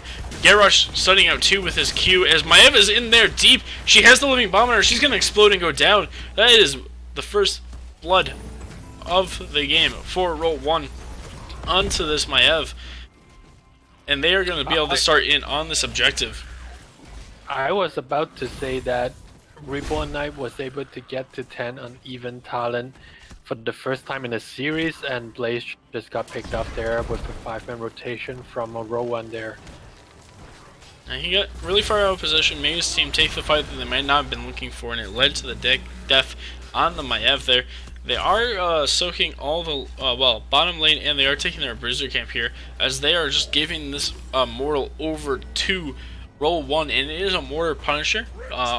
When they rebalance this map, he was given more damage. It does do like consecutive blasts into small range area, tries to nerf, burst down some heroes. Could be good if they get a Mosh or Entomb off from roll1, as they pop Phoenix to try to blow down this building as fast as they can to try to push into the keep a little bit as they clean up the bruiser camp that Knights picked up instead. Knights are pushing bottom lane with this Hanzo. He's about to take this well here, and may end up taking more damage on that building than they were expecting to here. Both teams choosing to use one person to soak while they defend or push with this objective. Blaze jumping the Immortal over. Meanwhile, Garrosh is queuing. There's the Hanzo ult coming out from downtown. They tether the ETC across the wall, but Anduin's able to chuck them back. Pools going out for both teams. Anduin very good at potentially countering the Garrosh sometimes, as Garrosh just gets to the Entomb by the Leo to try to force him out, but Leo, not realizing Garrosh was by himself and didn't need the Entomb there. As they land the creepy hand, both teams looking to either engage or disengage here, as Cleansing Flame going out from the Alexstrasza, keeping vision on the enemy for them, and then backs off at the last second. We have ults popped on both teams and nothing really happening one way or the other, as ECCs might look for the power slide onto the Maiev, but instead lands the Mosh Pit as she lands from her jump. Light Bomb coming out as well. The Maiev getting drained, but will survive. Meanwhile, ECC instead gets chucked over the wall by the Garrosh, and if he's not careful, he might die to the towers here as he's getting super low, but the Anduin able to keep him alive for now, as well as his own E ability. He's down to 200 health, dips down to 190 at one point, 150 in fact, and then gets out. Even though he gets chucked across the wall, even though they land the Mosh Pit on Maiev, no kills either way in that fight. Both teams' supports doing a very good job of keeping people alive here. Yeah, how did ETC not die after getting thrown into the fort without any escape up is just pretty interesting there. This ETC looking to be as tanky as the Johanna is right now. Meanwhile, Anduin walks in that Garrosh. If he wasn't careful, he would have gotten thrown and killed there. Lunara picked up Greater Spell Shield, giving her 75 spell armor for about 3 seconds after she gets hit by an ability. That's going to let her be a lot tankier, let her leaping strike a lot more freely. As Kael'thas picks up Fission Bomb to increase the radius of which Living Bomb explodes, to try to spread that a little bit more easier, as it looks like he picks up Sun King's Fury at level 7. And a chance to go for the full bomb build and punish the enemy's team's triple melee frontline.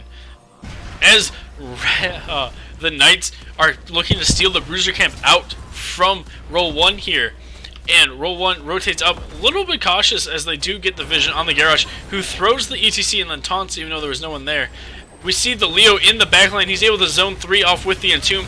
Hanzo able to jump out, but this leaves the tanks behind him as Hanzo gets double leaping striked by the Lunara. Garrosh is getting hit by the Garrosh, but Cleansing Flame coming out from the Alexstrasza, keeping the Hanzo alive. But Blaze is left behind. He dashes into the enemy fort, not realizing that that fort was still there, as well as the wall. But the massive Hanzo arrow doing massive damage and stunning in the back lane. Lunara getting away with 50 health, but the Mosh Pit going out as well.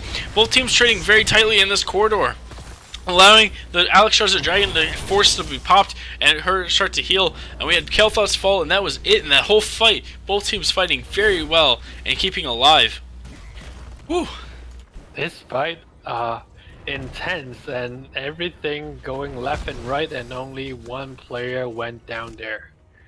Feels like both teams could benefit a little bit more from focusing down one target at a time as a team. If they start calling these targets, they might see more kills come out.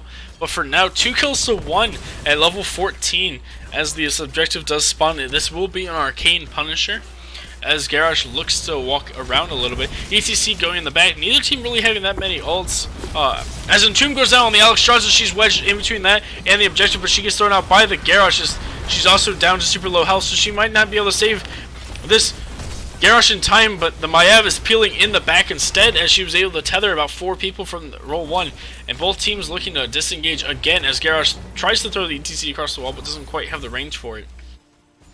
Again, both teams popping a lot of abilities, but not much coming out from it other than low health bars. Both teams will heal up, and they will go right back in here as we see the Maiev arrow in the back line. We see the Hanzo arrow hitting the Lunara as the Anduin falls to the Maiev. ETC getting thrown on top of this Leo that's also super low. Leo will go down. ETC will go down as well. Lunara and Kael'thas in the back. Super low. Kael'thas almost getting stunned by the Blaze, but just out of range. But instead, Blaze will get thrown by the Garrosh in front of this Kael'thas to buy a block, allowing the Maiev to get the tether and then the pick off there. We see 4 kills going the way of Red Knights, Reborn Knights Red, as they pick up level 16 as well, gain the Pierce on the Hanzo, allowing them to clear these objectives a lot faster. As well as the Earthshaker coming out from the Garrosh, a very important talent for him in most situations as he likes that mini stun. Leo respawning right underneath the enemy team is going to get jumped by the Immortal, but has this Wraithwalk available. Gets out with about quarter HP left. Whew. Oh, and for the first time, Reborn Knight actually have the XP advantage, and now moving on to the keep wall here. How much can they get with this Immortal? Well, the Immortal does jump the wall. It's about to half health, but the Leo getting chucked over, he's going to take about half his health bar as well as Rocky or W taking quite a bit of damage when he was jumped by the Immortal. We have 16s picked up in favor of roll1 now as well, as the Garrosh is still looking to go forward. And the Maiev getting the bomb as well. There's the light bomb. There's a bunch of ults coming out. Leaping strike on this Garrosh. Bunker comes out from the Blaze. Garrosh isn't quite able to get it into it in time, and will also fall. This keep will fall in favor of Reborn Knights as they continue to get chased down by roll1 a little bit. 1 kill both ways for them. So that objective basically explode all the kills there. The kill count was 2-1, and now 7-2 in favor of Reborn Knight there. You're down to about 661 health on the bottom fort for roll1, as Lunar was able there and kill off the couple minions before it went away. Hanzo can just go in, and Blaze can go in and just poke it down to put up that catapult pressure. As Alex Straza or Anduin walks into the Blaze there, but not punished at all as they scout out that they were doing that camp. Roll1 looking potentially for the Mosh there on that ETC, but instead backs off as he realized his team wasn't quite with him just yet. Maiev going in though, looking for the Anduin, but isn't able to realize that they're going to get bumped into them by the W before they get rooted. There is jumping there on the Maiev, so they need to be careful as they will be down that ability for a little bit for that self-protection. There is a camp pushing mid for roll1, as they throw in the Kael'thas, and then he gets pulled back out by the Anduin there. And then Z-Flame comes out, Bunker onto the Blaze as Reborn Knights looking to chase in a little bit. Maiev getting stunned out as she uses her flip underneath the fort there. That fort's not dead just yet. She took a couple shots, and it does slow when you get shot by a fort. The Garrosh getting hit by the Lunara here also is going to fall here. We might see a reverse situation of Dragonshire, where roll1 might come back in the late game with the power of this Lunar as she picks up unfair advantage at level 16, one of the strongest talents in the game, especially for her, as she's able to press her slow and then do 60% more damage, especially with that ECC there. On this, in that previous bottom fort there, Reborn Knight just wasn't on the same page. Garrosh and Maiev just went in trying to get the fort down, while the rest of the team were a bit That behind. is a tomb on Blaze forcing out Bunker, so those two are trading ults again there as roll1 looks to pick up a second fort here as Blaze gets lifted up by Gravity Life, so there's no other follow-up. Then Kael'thas just says, hey, here's a Phoenix. It's a pretty short cooldown, so It's good to do some sieging there. Mosh Pit is available on the CTC if Knights decide to go in, and the Maiev blinks in, gets a tether on 2, but she's instantly stunned out in CC chain in, though she gets off the warding cage, and that is the camp going in favor of roll1, and Maiev is down for 54 more seconds as this objective pops up. If they get this objective, roll1 might be able to look to end here, as it is a mortar Punisher that's going to be coming out. Yeah, that's my worry that I mentioned before the game, that when Maiev jumps in, everything has to be perfect for Reborn Knight, or else Maiev will just get removed from the game. I feel like they need to pop Cleansing Flame when she's gonna go in. Right before she blinks, you need to pop that Cleansing Flame so you can heal her up a little bit in the backline there. Hanzo goes and finishes off the bottom fort for them to try to catch up a little bit in XP, as level 20s are picked up for them off of that, as well as the fact that they're actually soaking. Ninja looked at that siege camp, he wanted to pick it up, but the rest of his team is just staying back, waiting for it. Level 20 is picked up, and we actually have Bullseye coming up from Hanzo. He will cast Sonic Arrow faster, as well as if he lands it on someone, it will stun them for 1 second, potentially looking to engage a little bit with that CC. We actually have the Garage getting jumped there. It doesn't pop unstoppable. It doesn't really matter, as there wasn't a whole lot of follow-up available. Order doing quite a bit of damage there to Hanzo, Alexstrasza, and Garage, as Garage is looking for some kind of engage here. As the fort goes down, there's 60% left on the Immortal, as level 20 is picked up for the roll1. They pick up Deathmosh this time. That could be the thing that gives them the W, as the Garage is getting kind of low as he sits in the enemy team. They're not committing on this just yet, as the Hanzo takes the jump from the Immortal. He has to tap here. He's getting super low. He's getting healed up by the extras. This doesn't really matter. Meanwhile, Kel'Thuz's landing a Q across the wall onto that Garrosh there. Deathmosh, or Death Metal, which is effectively a Death Mosh, as you die and get Mosh. A little interesting that they didn't commit to it with that talent available. Lunar going back, cleaning up this triple catapult that the Knights were able to push in from their clear. Both teams looking to take their siege camp here. The next team fight could potentially decide the game if they're able to pick off more than one player, as Lunar also scaled really well with Intensifying Toxin picked up there. We saw the speed there from the Sonic Arrow. He didn't quite land on anyone, so we didn't get to see the stun value, but it did go out as roll1 decides to go in for this camp with Blaze keeping an eye at them. If they're not careful, they do scout the Garrosh, but they're just going to give up this camp to roll1 there, as the ETC is there. Looking for a Mosh Pit, potentially does land it on the Blaze, who then also gets silenced and entombed by the Leo, but then gets tossed out by the Garrosh, who Blaze is able to turn around and then stun the ETC. Cleansing Flame coming out looking to heal. Nope, Cleansing Flame goes out and starts doing damage to the enemy team. Nope, there goes healing. As roll1 will back off, we have 1 ult popped by Garrosh. We have 3 ults popped by roll1. In fact, actually 2 ults for the Knights, as Alexstrasza did go up to Cleansing Flame, and we talked about that. Double Katas are pushing in top lane for roll1. Knights will have to go back soon and clear that up, as in fact they are going to go and try to steal this Bruiser camp away, but they get scouted out, and there's the Hanzo Arrow missing everyone, as the Maiev Tether goes into the backline. She goes off her Warden's cage, but she doesn't get any other value. Meanwhile, she's getting super low, but is about to get healed up by this Dragon. Dragon and Maiev getting silenced by this Leo in the background if they're not careful. Maiev and Hanzo also getting into the bunker there with Blaze. Alexstrasza is super low in the background. Meanwhile, Garrosh is still throwing around people left and right. Anduin, Desperate Prayer, goes down and then will die because of it. Meanwhile, the Garrosh is sitting at a 1300 health, though most of that is only shielding. Meanwhile, Blaze was left behind, he will fall. And it looks like the Garrosh will go down to the creepy hand from the Leo as well. 300 health from the Maiev, they're not going to be able to turn this around just yet. Meanwhile, the Wraithwalk allowing Leo to catch up to the Alexstrasza, get off the creepy hand and the Q, and that goes down as well. ETC able to follow up as well. Both teams getting quite low, neither team having enough players to really look to end just yet, but the objective will be started off in favor of roll1 esports.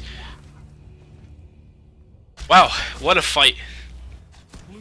What a fight there indeed. A lot of stuff going on. They survived quite a long time on both sides, but at the end, roll1 has the favor on the 3-1 advantage on the queue. Can Reborn Knight come back from this? They will very much.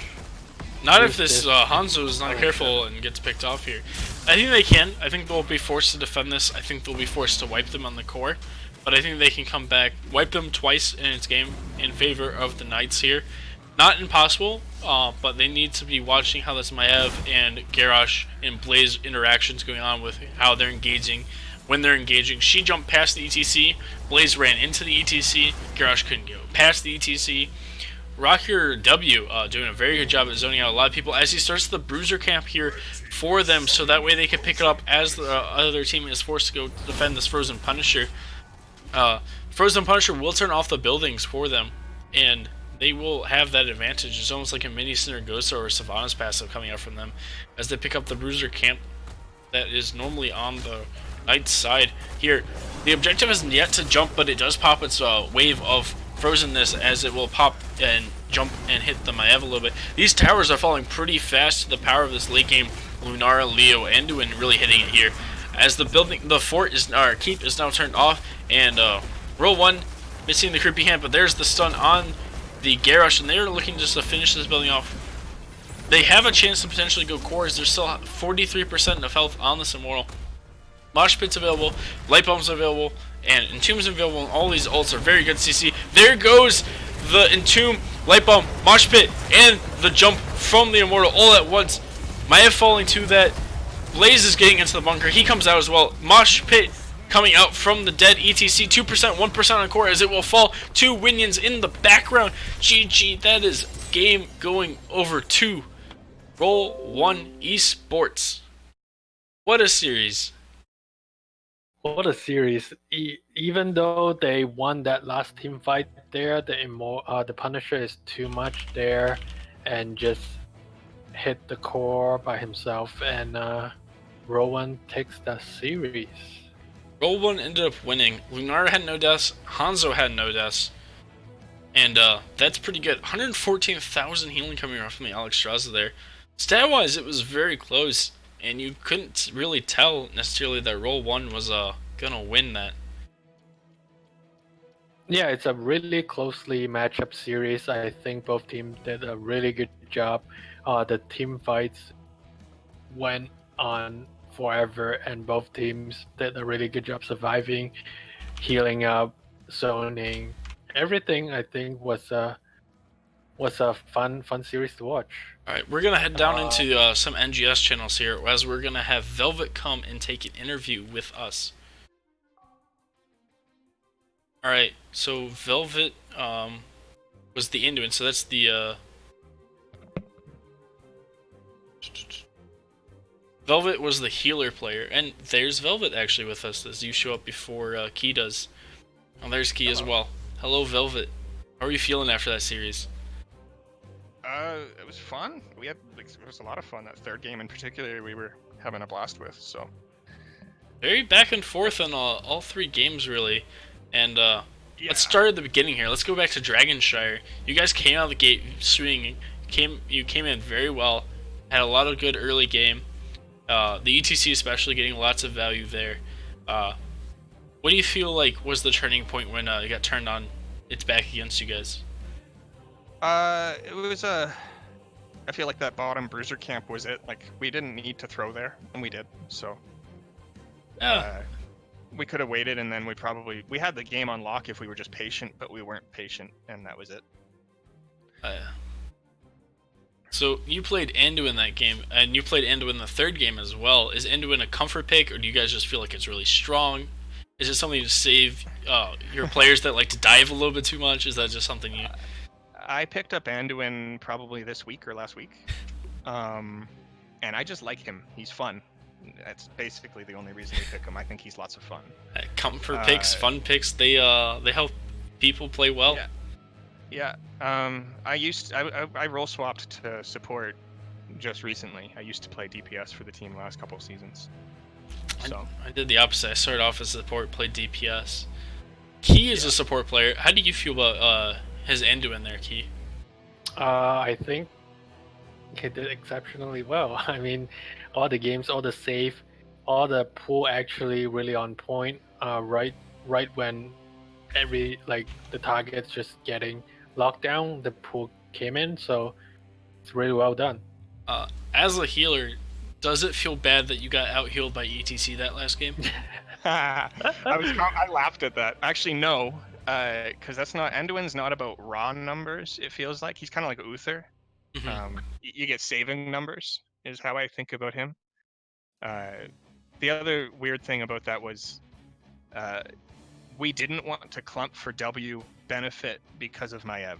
So I was trying to stay away from my team at certain points because she was coming for me or Zad most often. So in game 2, you guys were on Battlefield of Eternity, and you guys were actually behind a little bit in that early. No, you guys had the early game again, didn't you? Yeah, you guys snowballed that map. What happened? Yeah, it was played it very cleanly, played very well. Lots of early immortals, took the W. There was a couple close calls there. Did you guys feel like the Volo was specifically for those first two maps, or because you didn't ban it out and they didn't pick it in game 3? How did you feel about that enemy Volo in the first 2 games? Game 1, she was kind of a nuisance, but not in like a game deciding way. Like we threw game 1 on the bruiser point. Game 2, it was just a race comp, and we just knew we had to fight them and then race after fighting. So, Vala is a good hero, and the player, he or she, I don't actually know, played the Vala very well. But it's not like a tier S power pick, you know. That's basically how we don't look at the draft like. Most often we don't look at it like this hero or that hero. We look at specific strategies the team might be trying to force on us, and then we look at power picks outside of that. Alright. Key, do you have anything you want to talk to Velvet about? How did the comm look sound like when you guys almost had the same situation in game 2 where Leo just walked into a bush and basically game 1 over again? How was the comm like at that moment? Mostly logical. A little bit of like, oh, do we have to save him? No, we should let him die. Wait, no, Rock went in, and then it just kind of like started cascading. So the comms are usually about the same as they are in any team fight. Calling out targets, calling out retreats, Rock trying to say back up and everything. And then right following it, we just quickly dissect it quickly. Say we shouldn't be doing this. Rock will ping like 2 or 3 times to show where we were and where we shouldn't have been, and we go from there. The team's really seems pretty good at avoiding tilt as often as we can. That's really good to hear. Because we were like, is that game 1 over again? But you were able to clutch out and force the game 3, and eventually came back and win the series. Yes, a nice reverse sweep pulled off there. Do you have any shoutouts you want to do? Shout out to my team welcoming me back. I took a week or 2 off for a hiatus, and they were really good about that. Shout out to the guys who sit in the bench and sometimes pop in, like Poe and Temper, I think filled for 1. That was awesome of him. And we haven't played with most of them in a while, but shout out to all the old Fogey League guys. That's where we got our starts, so that was really cool for them to play with us, and some of them still talk to us. So always good to keep in contact with old teammates. What about you, Key? Do you have any shoutouts you want to do? Me? Yes. Shout out to you letting me co-cast this. It was fun. Hopefully we can do more in the future. Shout out to roll1 and Reborn. It was really a fun series to watch. A little disappointed there was I talked to actually Rocky World before. I talked to him yesterday. I was asking for a spicy pick, something really entertaining. I was asking for like Gazlos and Novas, and today was asking for hammers, and didn't have any of those picks particularly. But it was a very good series, very good setup to watch, especially like showing the power of late game potentially on the Dragonshire. As you guys got the first dragon in 2 minutes and had a second dragon in under 6, and yet still ended up throwing as you weren't able to quite close out the game in time. Very unfortunate, but very fun to watch, as I'm sure you guys will see in the replay if you guys choose to watch them. We'll probably be reviewing some things, that's for sure. But very cleanly done in game 2, especially. It was very clean. And then game 3, you guys managed to come back when you were behind a little bit, kind of flipping the story of game 1 on them. Yeah, game 3 was lots of fun. I like props to the other team. I was smiling the whole way through that. That was a good time. So that will conclude our cast for today. Thank you to both the teams again, and thank you Velvet for coming for the interview, and thank you Key for co-casting, as we will see all of you in the Nexus again.